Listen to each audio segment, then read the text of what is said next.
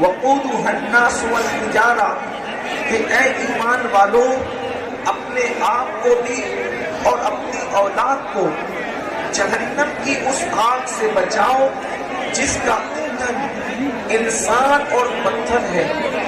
اللہ رب العزت نے ہر مومن کو، قیامت تک کے ہر مومن کو اور مومنہ بندیوں کو دو ذمہ داری عطا فرمائی ہے کہ تم اپنے آپ کو بھی جہنم سے بچانا اور اپنی اولاد کو بھی جہنم کی آگ سے بچانا، یعنی اس راستے پر نہ چلنا، اس راہ پر نہ جانا جس راہ پر اور جس راستے پر جانے کے بعد تم جہنم کا ایندھن بن جاؤ، یا تمہاری اولاد کو بطور سزا جہنم کے اندر داخل کیا جائے۔ میرے آقا صلی اللہ علیہ وآلہ وسلم کے دیوانوں، یہ جہنم کیا ہے اور جہنم کا عذاب کیا ہے؟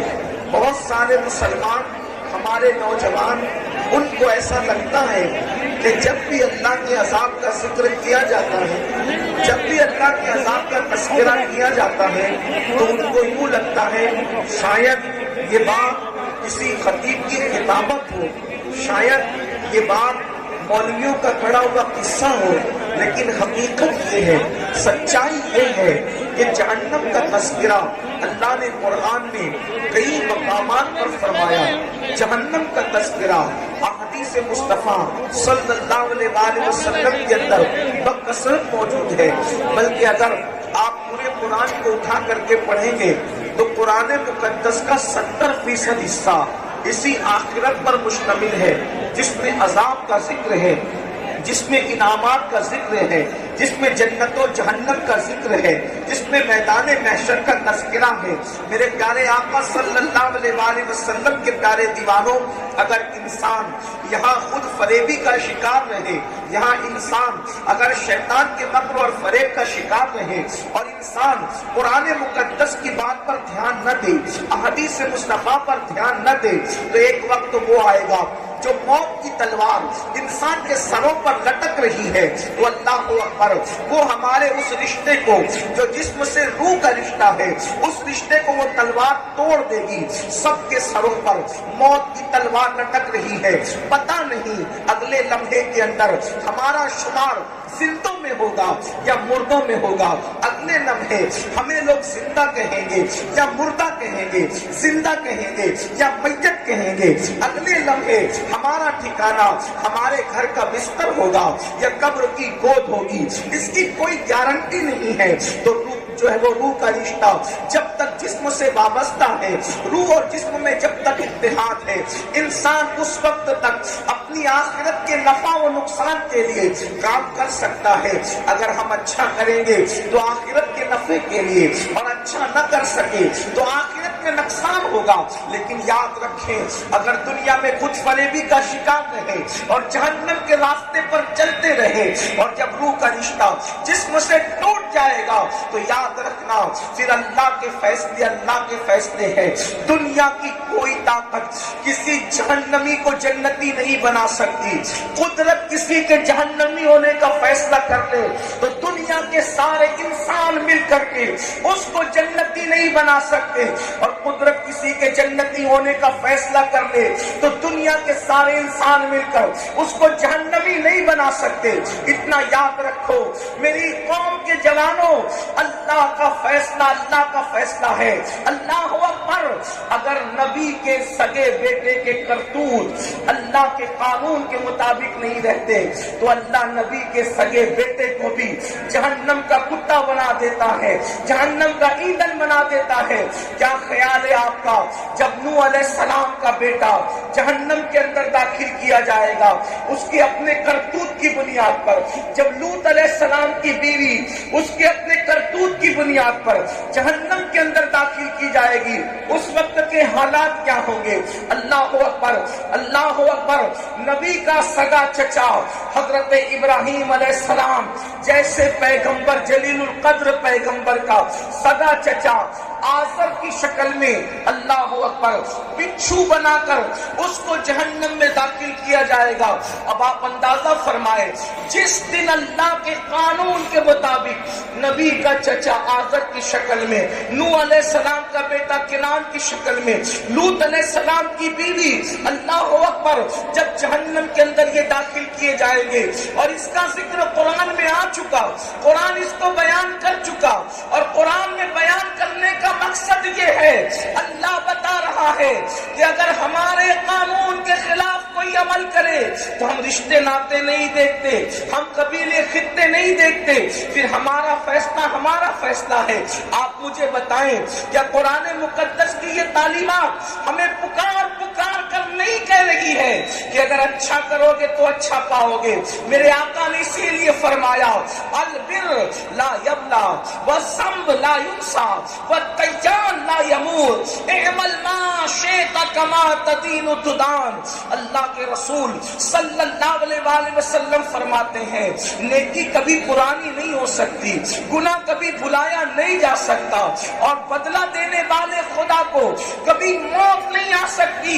اور پھر فرمایا، جیسا تم کرو گے ویسا ہی پاؤ گے، تو تم جو چاہو کرو، پھر تمہارے دل میں جو آئے وہ کرو، مگر اتنا یاد رکھنا، جیسا کرو گے ویسا بھرو گے۔ تو قرآن مقدس میں اللہ نے فرمایا، اپنے آپ کو اور اپنی اولاد کو جہنم کی اس آگ سے بچاؤ جس کا ایندھن انسان اور پتھر ہے۔ یاد رکھنا، اللہ کے عذاب کو دنیا میں کوئی ایسا پیدا نہیں ہوا جو میرے اللہ کے عذاب کو برداشت کر سکے۔ جانتے ہیں، ایک قاری قرآن نے سیدنا فاروق اعظم عمر ابن خطاب کے سامنے قرآن کی ایک آیت تلاوت کی، ان عذاب ربک لواقع ما لہ من دافع، بے شک تیرے رب کا عذاب واقع ہو کر کے رہے گا، بے شک تیرے رب کا عذاب واقع ہو کر کے رہے گا، اور جب تیرے رب کا عذاب واقع ہوگا تو دنیا کی کوئی طاقت اس عذاب کو تجھ سے دور نہ کر سکے گی۔ اللہ اکبر! یہ آیہ کریمہ سن کر فاروق اعظم پر اللہ کا اتنا خوف اور خشیت طاری ہوئی کہ فاروق اعظم بے ہوش ہو کے زمین پہ گر پڑے، اور کم و بیش 1 مہینے تک عمر ابن خطاب بیمار رہے۔ وہ عمر ابن خطاب جس کو رسول اللہ نے جنت کی بشارت دی تھی، وہ عمر ابن خطاب جس کا ذکر توریت میں ہے، جس کا ذکر انجیل میں ہے، جس کی شان قرآن میں بیان کی گئی ہے۔ آپ مجھے بتائیں، ایسے لوگ جن کو جنت کی بشارت دی جائے، وہ لوگ اللہ کے عذاب کو سن کر، خدا کے عذاب کی آیتوں کو سن کر 1 مہینے تک بیمار پڑے اور بے ہوش پڑے رہے۔ اللہ اکبر! اور ہمارا حال یہ ہے، وہ کون سا گناہ ہے جو اپنی زندگی میں نہیں؟ میری قوم کے جوانوں، کبھی اپنے چہرے کو آئینے کے اندر دیکھنا، اتنا خوبصورت چہرہ، اتنا حسین چہرہ اور اتنا نازک سا وجود، جب یہ جہنم کے اندر گناہوں کی وجہ سے ڈالا جائے گا تو افسوس، کیا یہ ہمارا وجود اللہ اکبر خدا کے عذاب کو برداشت کر سکے گا؟ سوچو تو صحیح، کمزور کتنا ہے انسان کی کمزوری کا عالم یہ ہے کہ انسان تو آگ برداشت نہیں کر سکتا۔ آگ تو آگ ہے، ہم ٹھنڈی برداشت کرنے کے قابل نہیں ہے۔ جو انسان اتنا کمزور ہو کہ وہ ٹھنڈک برداشت نہ کر سکے، جو انسان اتنا کمزور ہو کہ وہ مکھی کا ڈنک برداشت نہ کر سکے، جو انسان اتنا کمزور ہو کہ وہ مچھر کا ڈنک برداشت نہ کر سکے، جو انسان اتنا کمزور ہو کہ اس کو کھیت کا بچھو کاٹے تو انسان تڑپتا پھرے، انسان بلکتا رہے، جسے سانپ ڈسے تو انسان اس کا درد برداشت نہ کر کے موت کے گھاٹ اتر جائے۔ اللہ اکبر! جب دنیا کے ان حقیر سے چھوٹے چھوٹے جانور اور کیڑے مکوڑوں کی تکلیف ہم برداشت نہیں کر سکتے تو کہاں وہ جہنم کا عذاب ہے؟ اب ذرا آؤ، میری اپنی بات نہیں، کسی مولوی صاحب کی بات نہیں، بلکہ تمہارے اور میرے آقا، تمہارے اور میرے مالک و مولا، تمہارے اور میرے نبی مصطفیٰ جان رحمت صلی اللہ علیہ وآلہ وسلم کا ذکر پورے ہوش کے ساتھ، دل کے کانوں کے ساتھ سنو۔ اگر آپ اس جلسے کے اندر سیلفی لینے آئے ہیں تو آپ کا کام ہو چکا ہے، اگر آپ اس جلسے کے اندر صرف ویڈیو بنانے آئے ہیں تو آپ کا کام ہو چکا ہے، اور اگر آپ اس جلسے کے اندر اللہ رسول کے فرامین کو سن کر کے اپنے آپ کو تب तब्दील करने के लिए आए हैं तो थोड़ी देर जरा कान लगाकर होश के नाखून लें, अल्लाह अकबर, अपने फायदे की बात सुने, अपनी आखिरत की बात सुने। अल्लाह अकबर, हम में कौन है जो खुदा की अज़ाब को बर्दाश्त कर सके? अल्लाह के रसूल गैब दा नबी सल्लल्लाहु अलैहि वसल्लम का फरमान है, मेरे आका इरशाद फरमाते हैं इस हदीस को, अल्लाह अकबर, कुर्रतुल उयून के अंदर फकीह अबुल्लाह समरकंदी ने लिखा है। क्या लिखा है? मेरे करीम आका गैब दा नबी, मेरे और आपके आका मुस्तफा करीम रऊफ और रहीम सल्लल्लाहु अलैहि वसल्लम फरमाते हैं कि जहन्नम के अंदर एक वादी है, जहन्नम के अंदर एक वादी है, यानी जहन्नम सिर्फ एक जो है वो छोटी मोटी नहीं है, बल्कि जहन्नम में कई वादियां हैं, जहन्नम के कई हिस्से हैं, जहन्नम के कई दर्जे हैं। जैसे जन्नत के कई दर्जे हैं वैसे जहन्नम के कई दर्जे हैं। तो मेरे और आपके आका गैब दा नबी सल्लल्लाहु अलैहि वसल्लम फरमाते हैं कि जहन्नम में एक वादी है जिसके अंदर इतनी गर्मी है, जिसके अंदर आग की इतनी तपिश है, जिसमें आग के अंदर इतनी हरारत है कि अगर उसमें पहाड़ों को डाल दिया जाए तो पहाड़ पिघल जाए। यानी ऐसे हालात है जहन्नम के अंदर कि अगर उसमें पहाड़ों को डाला जाए तो पहाड़ पिघल जाएंगे। और वो ऐसी वादी है जिससे जहन्नम भी एक दिन में 5 मरतबा अल्लाह की पनाह मांगता है, जिससे जहन्नम की उस वादी से जहन्नम भी दिन में 5 मरतबा पनाह मांगता है। और उसमें पहाड़ों को भी डाला जाए तो पहाड़ पिघल जाए। तो सहाबे किराम ने पूछा, या रसूल अल्लाह सल्लल्लाहु अलैहि वसल्लम, हमारे माँ बाप आप पे कुर्बान, आका वो वादी जिससे जहन्नम भी दिन में 5 बार पनाह मांगे, आका वो वादी जिसमें पहाड़ पिघल जाए, पत्थर पिघल जाए, उस वादी में किसको दाखिल किया जाएगा? उस वादी में किसको डाला जाएगा? तो अल्लाह के रसूल गैब दा नबी सल्लल्लाहु अलैहि वसल्लम फरमाते हैं उस वादी में 2 लोगों को डाला जाएगा। एक तो वो जिसने नमाज को जानबूझकर छोड़ा होगा, जिसने नमाज को जानबूझकर तर्क किया होगा, उस वादी के अंदर डाला जाएगा। और दूसरा वो जिसने अपनी जिंदगी के अंदर एक दिरहम भी हराम का खाया होगा, एक लुकमा भी हराम का खाया होगा, उस वादी के अंदर डाला जाएगा। यानी कि वो वादी जिससे एक दिन में 5 मरतबा जहन्नम पनाह मांगे, जहन्नम की वो वादी जिसमें पहाड़ भी पिघल जाए, वो 2 लोगों का ठिकाना है, बेनमाजियों का और हराम खाने वालों का। अब जरा मैं आपसे पूछना चाहता हूँ, यहाँ कितने मेरे भाई हैं अल्लाह अकबर जो अल्लाह बरसों से नमाज नहीं पढ़ते, जुमा के दिन 2 रकात पढ़कर मस्जिद से ऐसे भाग जाते हैं जैसे स्कूल की छुट्टी होने पर स्कूल के बच्चे भागते हैं। अल्लाह अकबर, मेरी कौम को आज नमाज पढ़ने का वक्त नहीं, बड़ी आसानी से कह देते हैं कि मौलाना टाइम नहीं मिलता नमाज पढ़ने के लिए। मेरे प्यारे आका सल्लल्लाहु अलैहि वसल्लम के प्यारे दीवानों, मुझे बताओ, क्या हमें अपनी आखिरत की फिक्र नहीं? क्या हमें अपने जिस्म से प्यार नहीं? अगर किसी रास्ते पर कांटे पड़े हो तो आदमी उस रास्ते नहीं जाता। अगर किसी रास्ते में गंदगी पड़ी हो इंसान उस रास्ते नहीं जाता। अगर किसी रास्ते के अंदर कुत्ते बैठे हो या जंगली जानवर बैठे हो, शेर चीता बैठे हो, उस रास्ते नहीं जाता। लेकिन अफसोस, इंसान जहन्नम की आग के रास्ते जा रहा है, अपने नाजुक से वजूद को, अपने कमजोर के वजूद को जहन्नम का ईंधन बना रहा है। ऐ मेरे आका अलैहिस्सलाम के प्यारे दीवानों, अल्लाह की इज्जत की कसम, जिसमें पहाड़ पिघल जाए, मुझे बताओ ना सही, क्या हमारा जिस्म उस आग को बर्दाश्त कर सकेगा? क्या उस अज़ाब को बर्दाश्त कर सकेगा? क्या हमारे जिस्मों में उतनी ताकत है?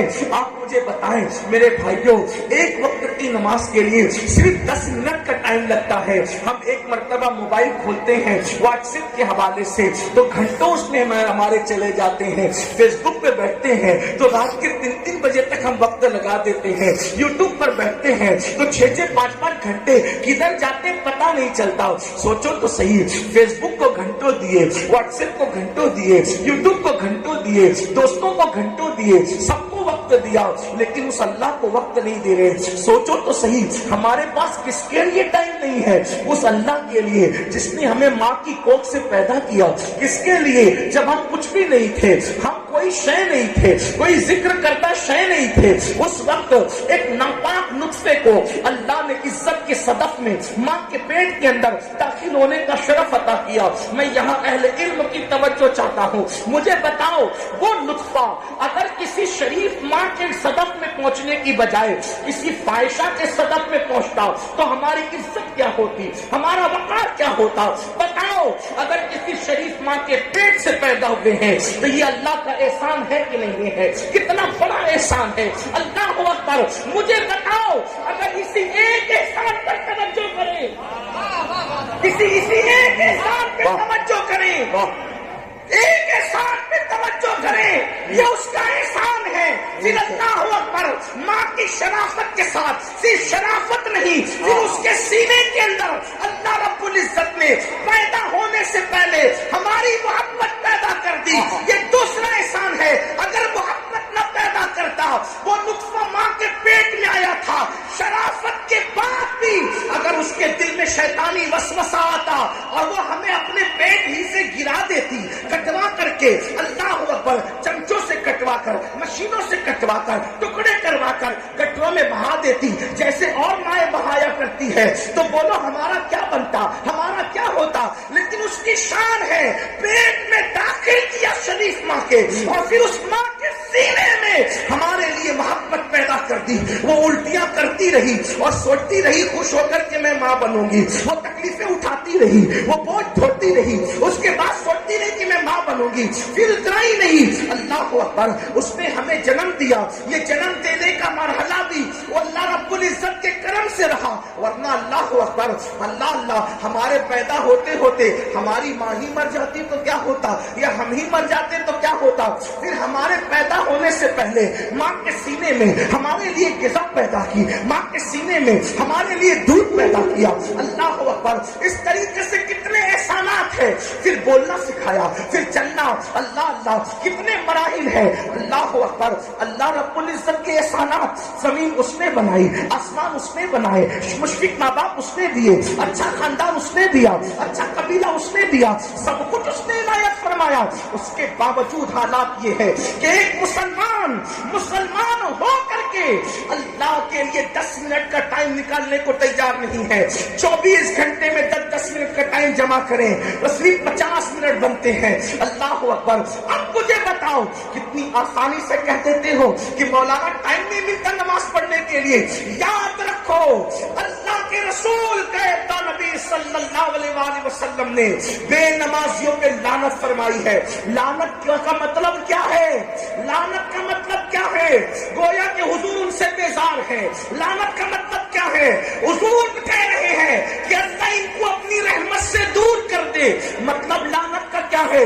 جن لوگوں نے رسول اللہ کے دندان شہید کیے حضور نے ان پہ لعنت نہیں فرمائی. جن لوگوں نے رسول اللہ کو زخم دیے, حضور کا خون بہایا, حضور نے ان پہ لعنت نہیں فرمائی. جن لوگوں نے حضور کے چچا کو شہید کیا, حضرت امیر حمزہ کو, حضور نے ان پہ لعنت نہیں فرمائی. جن لوگوں نے حمزہ کا سینہ چیر کر کے اس سے کلیجہ نکالا اور کچا کلیجہ دانتوں کے تلے دبایا اور کلیجہ دانتوں تلے دبا کر چبا کر کے تھوکا, اس فعل پر بھی رسول اللہ نے ان کو لعنت نہیں کی بلکہ ان کی ہدایت کے لیے دعا کی. مگر فرمایا جو نمازوں کو ترک کرتا ہے اس پر اللہ کی بھی لعنت ہے, رسول اللہ کی بھی لعنت ہے, فرشتوں کی بھی لعنت ہے. مجھے بتاؤ جس قوم پر اتنی لعنتیں ہو وہ قوم عزت کے ساتھ کیسے جی سکتی ہے؟ اس قوم کے گھروں میں برکت کیسے ہو سکتی ہے؟ اس قوم کو وقار کیسے مل سکتا ہے؟ وہ قوم ترقی کی راہ کیسے چل سکتی ہے؟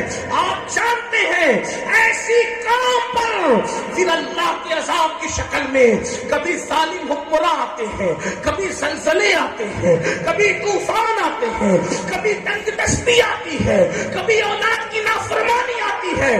سن لو اللہ کے رسول غیب دا نبی صلی اللہ علیہ وآلہ وسلم اپنے صحابہ سے کہتے تھے, اصحاب سے کہتے تھے, جو نماز نہیں پڑھتا ان کے ساتھ اٹھا بیٹھا نہ کرو. حضور اپنے صحابہ سے کہتے, اپنے اصحاب سے کہتے تھے کہ جو نماز نہیں پڑھتا اس کے ساتھ اٹھا بیٹھا نہ کرو. کیوں؟ کیونکہ جو نماز نہیں پڑھتا آسمان سے اس پہ لعنت برستی. اس پر لعنت برستی ہے آسمان سے۔ اب میرے آقا نے حضرت ابو ہریرہ رضی اللہ تبارک و تعالیٰ کا نام لے کر فرمایا، ابو ہریرہ بے نمازی کے ساتھ نہ بیٹھا کر، اس لیے کہ اگر تو بے نمازی کے ساتھ بیٹھے گا تو اس پر آسمان سے لعنت برستی ہے، اس کا اثر تجھ پر بھی ہوگا۔ ایک مقام پر فرمایا اپنے صحابہ سے کہ دعا کرو، میرے آقا نے اپنے اصحاب سے کہا دعا کرو کہ اللہ کسی کو بدبخت نہ بنائے اور محروم نہ بنائے، اللہ کسی کو بدبخت نہ بنائے اور محروم نہ بنائے۔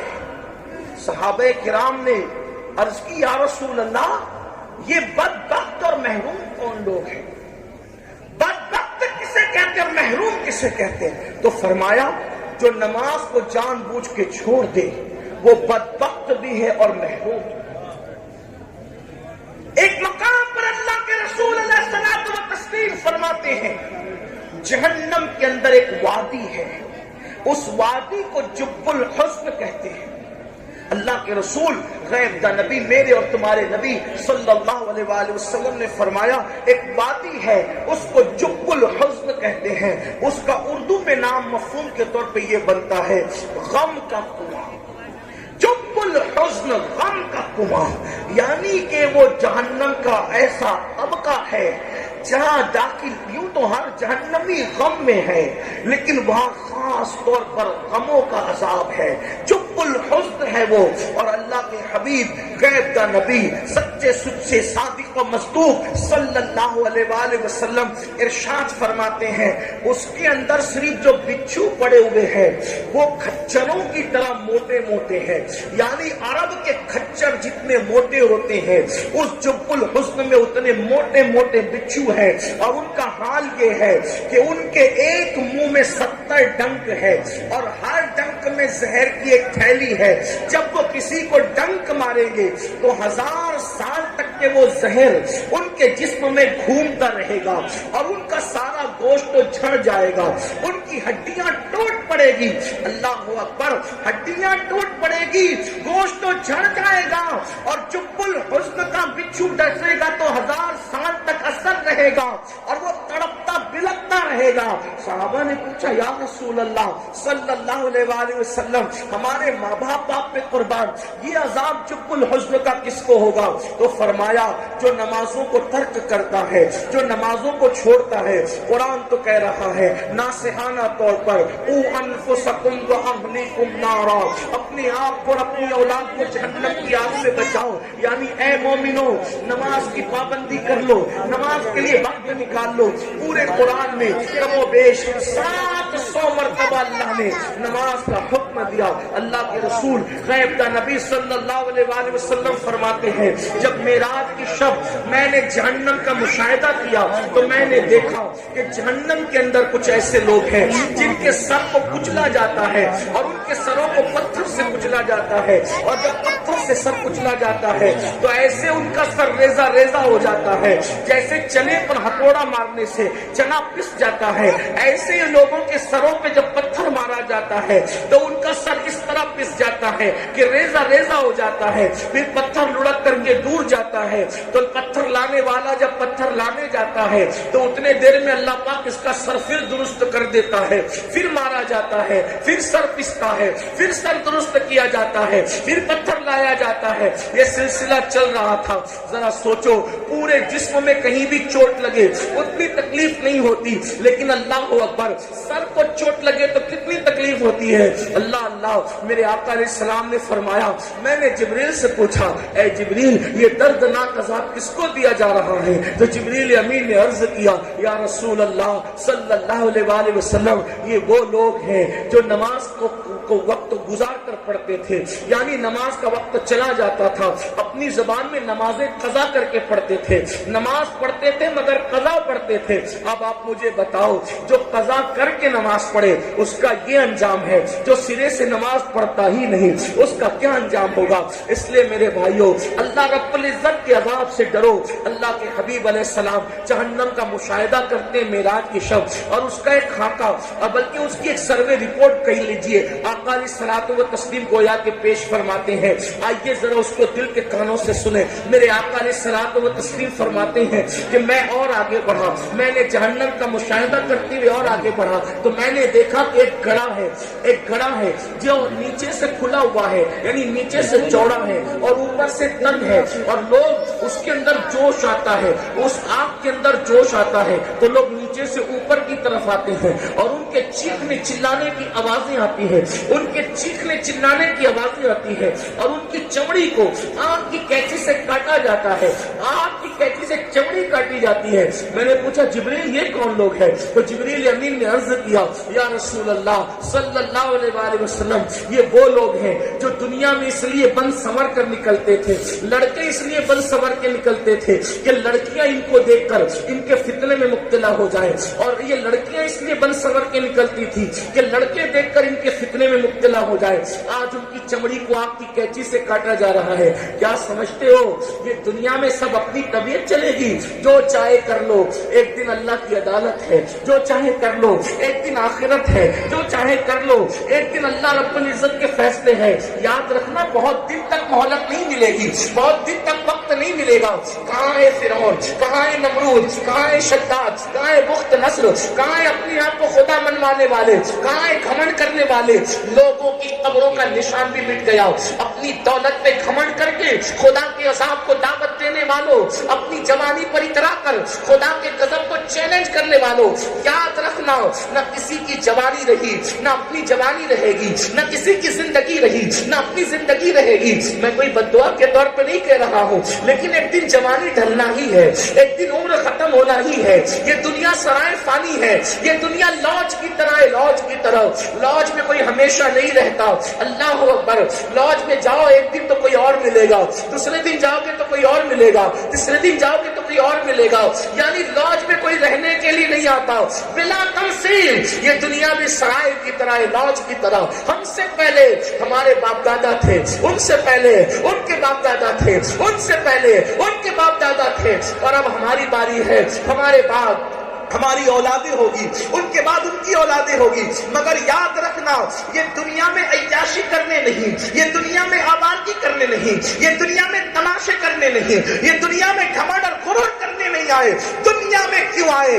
قرآن کہتا ہے الذی خلق الموت والحیات لیبلوکم ایکم احسن عملا, کہ ہم نے موت اور زندگی کو پیدا کر کے تمہارا امتحان لیا ہے کہ کون تھوڑی سی زندگی کو پا کر اچھا عمل کرتا ہے. یہاں زمین پہ اچھا عمل کرنے آئے, زمین کو زنا سے آباد کرنے نہیں, بلکہ زمین کو سجدوں سے آباد کرنے آئے. زمین پر حرام کھانے نہیں, زمین کو حلال سے آباد کرنے آئے. زمین پہ اللہ کو ناراض کرنے نہیں, بلکہ زمین پہ اللہ کو راضی کرنے آئے. اب ذرا سوچو, آج کل لڑکوں کا مزاج نہیں, آج کل لڑکوں کی طبیعت نہیں. اللہ اکبر, جب گھر سے نکلتے ہیں تو بڑے بن ٹھن کے نکلتے ہیں. دیکھو بن ٹھن کے نکلنا کوئی گناہ نہیں ہے, مگر نیت بدلی تو اس کا اجر بدلے گا. اسلام تو کہتا ہے خوبصورت بن کے نکلو. اللہ جمیل یحب الجمال. اللہ کے رسول علیہ السلام سے کسی نے عرض کی یا رسول اللہ, آپ کا فلاں صحابی مغرور ہے, آپ کا فلاں صحابی غرور کر رہا ہے. تو فرمایا کیسے؟ وہ کہا وہ تو اچھے کپڑے پہنتا ہے, بن ٹھن کے نکلتا ہے. تو میرے آقا نے فرمایا اچھے کپڑے پہننا, بن ٹھن کے نکلنا یہ غرور اور گھمنڈ نہیں ہے, بلکہ یہ غرور ہے کہ انسان اپنے آپ کو سب سے بہتر سمجھے, یہ غرور ہے. رہی بات اچھے کپڑوں کی, بن سنورنے کی, وہ تو میں بھی کرتا ہوں, اور میرے اللہ نے مجھے حکم دیا ہے اور فرمایا اللہ جمیل یحب الجمال. اللہ حسن والا ہے اور وہ حسن کو پسند کرتا ہے. گندے کپڑوں کو, پھٹے ہوئے کپڑے زبردستی کوئی پہنے اور زبردستی پیون والے پہنے, حیثیت کے باوجود بھی, عطا کے باوجود بھی. بلکہ ایک صاحب کو دیکھا وہ بڑے ہلکے کپڑے پہنے ہیں, تو پوچھا اللہ نے تجھے دولت دی ہے؟ ہاں دی ہے. تو فرمایا اگر اللہ نے دولت دی ہے تو وہ تیرے وجود پہ نظر آنا چاہیے, یہ بھی شکر کا ایک حصہ ہے. یعنی اللہ نے کسی کو نوازا اور وہ زبردستی فقیر بنے پھرتا رہے, اس کی اسلام اجازت نہیں دیتا. بلکہ آپ جس غوث اعظم کا جشن منا رہے ہیں, ہمارے مرشد غوث اعظم کی شان تو یہ ہے کہ وہ ہر دن نیا لباس پہنتے تھے اور اتنا مہنگا پہنتے تھے کہ وقت کے بادشاہ کو بھی اتنا قیمتی میسر نہیں آتا.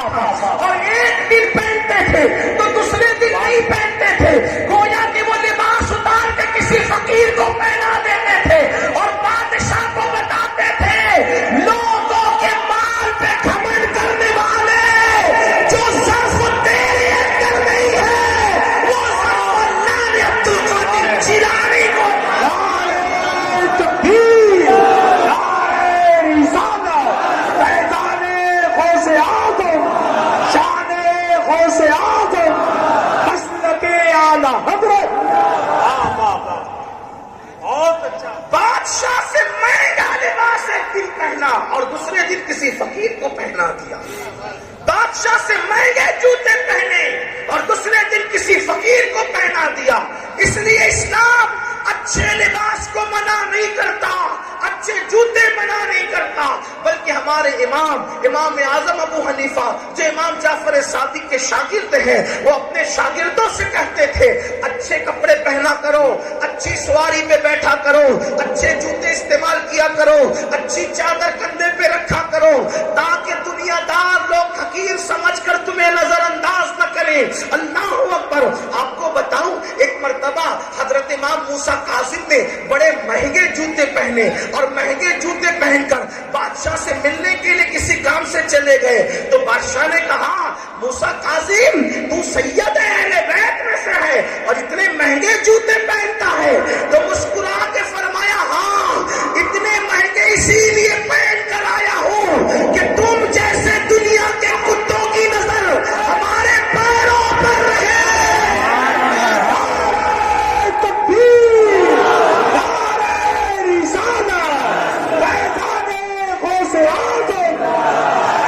تمہاری نظر ہمارے پیروں پر رہے، ہمارے چہرے تک آنے کی تمہاری حیثیت زندہ باد۔ تو اسلام اچھے کپڑوں سے نہیں روکتا، اچھے کپڑوں سے منع نہیں کرتا، اچھے جوتوں سے منع نہیں کرتا، غرور اور گھمنڈ سے منع کرتا ہے۔ کیا کہ جب تم اچھے جوتے اچھے کپڑے پہنو تو یہ دل میں خیال نہیں آنا چاہیے کہ میں سب سے بہتر ہوں، بلکہ اپنے آپ کو سب سے عظیم سمجھو۔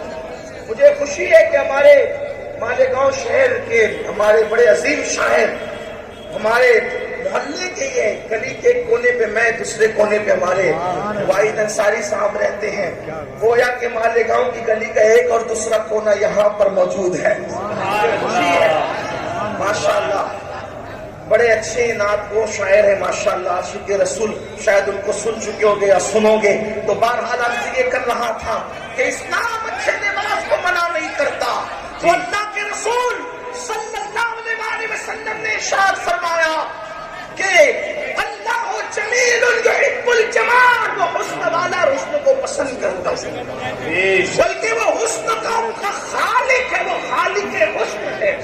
حسن کو پیدا کرنے والا کون ہے جس نے یوسف جیسا حسن پیدا؟ کون ہے جس نے جامع یوسف محمد الرسول اللہ کو حسن پیدا کیا؟ خدا کے سچ کی قسم، انسان رسول اللہ کو دیکھ کے اندازہ کرتا ہے کہ جب بننے والے کے حسن کا یہ حال ہے تو بنانے والے کے حسن و جمال کا۔ نعرہ تکبیر، نعرہ رسالت، حسن مصطفیٰ، شان مصطفیٰ، فیضان غوث اعظم، حسن کے اعلیٰ حضرت فیضان سرکار مفتی اعظم ہند۔ اس حسن کو میرے امام یوں کہتے ہیں وہ کمال حسن حضور ہے، گمان نقص جہاں نہیں، وہ کمال حسن حضور ہے۔ یہ اس کی تخلیق کا عالم ہے، تخلیق ایسی ہے تو خالق کیسا ہوگا؟ وہ کمال حسن حضور ہے کہ گمان نقص جہاں نہیں، یہی پھول خار سے دور ہے، یہی شمع ہے کہ دھواں نہیں۔ میں نثار تیرے کلام پر، میری یوں تو کس کو زبان نہیں، وہ سخن ہے جس میں سخن نہ ہو، وہ بیاں ہے جس کا بیاں نہیں۔ فصحا عرب کے بڑے بڑے تیرے آگے یوں ہے دبے بچے، کوئی جانے منہ میں زبان نہیں بلکہ جسم میں جان نہیں۔ جب یہ انداز ہے تو پھر دل چاہتا ہے کروں تیرے نام پہ جا فدا، نہ بس ایک جہاں دو جہاں فدا، دو جہاں سے بھی نہیں جی بھرا کرو کیا کرو جہاں۔ نعرہ تکبیر، نعرہ رسالت، شان مصطفیٰ، فیضان غوث اعظم، حسن کے اعلیٰ حضرت۔ اسی لیے ہم ان سے ایک صدی سے لوگوں سے لڑ رہے ہیں کہ نبی کو اپنی طرح نہ کہو، کیونکہ تمہیں تو موٹا ہونے کے بعد بیوی بھی پسند نہیں کرتی اور وہ چھوڑ کر کبھی کبھار چلی جاتی ہے، لیکن ان کا حسن ایسا ہے کہ سدرا سے جبریل بھی حسرت سے کرتے ہیں اور تمنا کرتے ہیں کہ کاش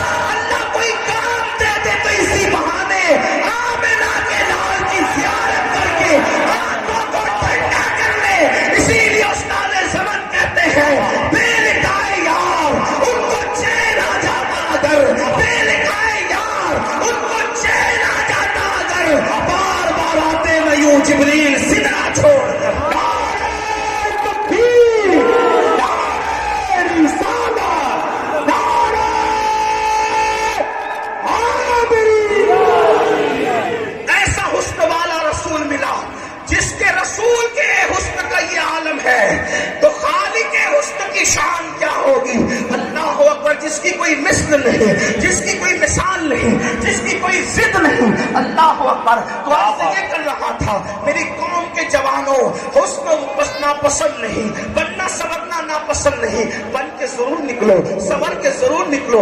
बल्कि आपको बताऊं, मेरे आका जब घर से निकलते थे तो इतने एहतिमाम से निकलते थे कि अगर घर में कभी कभार आईना नहीं होता तो पानी में अपना चेहरा देखते। सुभान अल्लाह, सुभान अल्लाह, क्या पानी में अपना चेहरा देखते।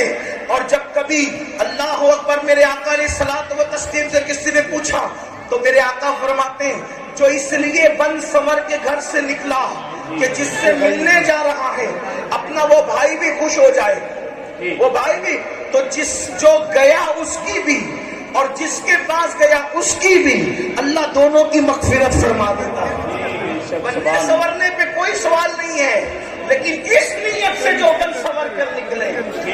लड़के इसलिए संवरे कि लड़कियां उनके फितने में मुब्तला हैं। बैठ जाओ,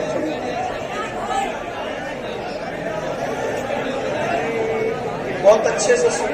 मैं देखिए एक बात आप सुने, थोड़ी बात, मेरी बात सुनने पहले। ये लोग जो उठ करके आपके इलाके में नजर देते हैं, मैं लोगों को एक मशवरा देता हूँ। देखो, पहले तो ये कह दूं, मैं कोई गुरूर और घमंड की वजह से मना नहीं करता कि न दो। हमारे यहाँ ये है कि अल्लाह के रसूल अलैहिस्सलाम ने हदिया देने लेने को पसंद किया जी, और जो हदिये को लेने से घमंड और गुरूर की वजह से इनकार करे, उस पर एक दिन ऐसा आएगा कि वो मांगेगा तो भी लोग उसको नहीं देंगे। इसलिए मैं मना नहीं कर रहा हूँ, लेकिन मैं लोगों को क्या कहता हूँ, इससे तकरीर में खलल होता है। अब चूंकि मैं याद करके तो नहीं आता, वो याद करके आऊँ तो फिर जितना याद किया बोलना पड़ेगा। मैं याद करके नहीं आता, आपके चेहरा देखकर जो है वो फिर बोलना पड़ता है, और अल्लाह फिर करम फरमाता है तो कुछ जुमले वो कहलवा लेता है। तो आप लोग चलते फिरते हो तो दिमाग डिस्टर्ब हो जाता है। तो मैं ये कहता हूं कि आप मुझे नजराना देना चाहते हैं, चले इस तरह दें, कबूल करते हैं। आपको जब तकरीर में जुमला अच्छा लगे अपनी जगह पे बैठिए, एक जेब से निकालिए और दूसरी जेब में डाल लीजिए, ठीक है? इसलिए कि आप मुझे दे रहे हैं, इधर से निकाल के इधर डाल लो, या एक हाथ से निकाल के दूसरे हाथ में रख लो, और वो सारे पैसे जमा करो। और जब कल सुबह फजर की नमाज अपने मोहल्ले की मस्जिद में पढ़ने जाना, तो मेरी तरफ से भी और अपनी तरफ से भी उस इमाम को नजराना पेश करें।